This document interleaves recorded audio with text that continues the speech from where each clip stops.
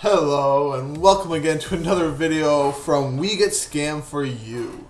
Today we're going to be looking at a program called Qmiran, and whether it's a legit program or if it's a scam. So as we go to the Qmiran website, you'll notice the nice little pretty graphics. It's actually a pretty well done site.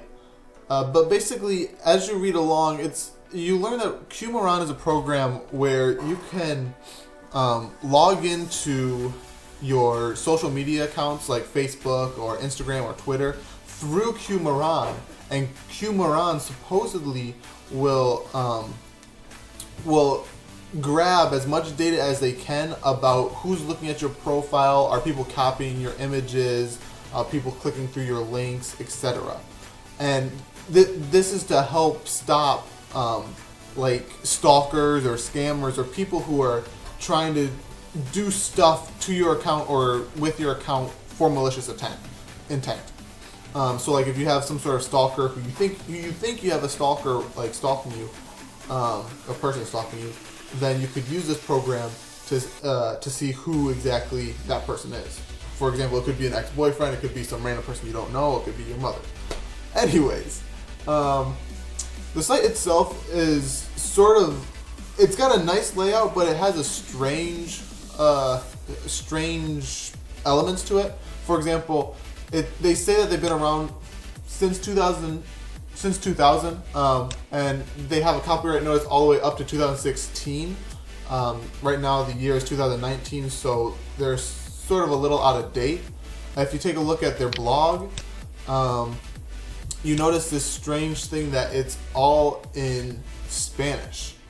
And my Spanish isn't that great, but my guess is the last blog they've done is from June 21st, 2016. That's quite a ways away. That's several years ago. So it looks like the site isn't being updated as it should. Now that doesn't necessarily mean that the program is bad or anything, but it's just something that should be taken into account. If we take a look at the downloads, we can see that you can download a Windows version of the thing or an Android version of it. The other strange thing about the site is something I like to take a look at is the terms and conditions of how you can use the thing and how they use the stuff that they collect from you. The terms and conditions are written in Spanish, so they're not easily able to be understood unless you use something like Google Translate, which I did, and you find some very interesting things in these terms of service. I have them on the main article on our website. Basically, they allow you to use it, and they do tell you in the terms of service right here, you hereby grant to us and its related companies a perpetual and irrevocable license other than as specified below on a worldwide basis, fully paid and exempt from the payment of royalties, non-exclusive and limited, which includes the right to sub-license it and assign it to third parties, and the right to copy, reproduce, fix, adapt, modify, improve, translate, reformat, create derivative works, manufacture, put into circulation, market, publish, distribute, sell, etc., etc., etc. Enter the computer memory in any way currently known that may be discovered in the future. Your user, or did I skip a line? Somewhere. No. Your user content as well, like all modified works and derivatives, therefore in relation to your provision of the service, including marketing, promotion of the aforementioned service. To the extent permitted by current law, you hereby waive any moral right you may have over the user content. What is this saying? Well, basically it's saying that they can do essentially what they want with all the information that you provide through their program. So for example, if you log into Facebook through Qmiran and upload an image of yourself with a nice little tagline of something, they have the right to take that and do what they want with it. They can modify it, they can sell it, they can add it to their website, they can do whatever they want. Okay? So that's a little strange, especially in terms of service. You typically don't find that in terms of service.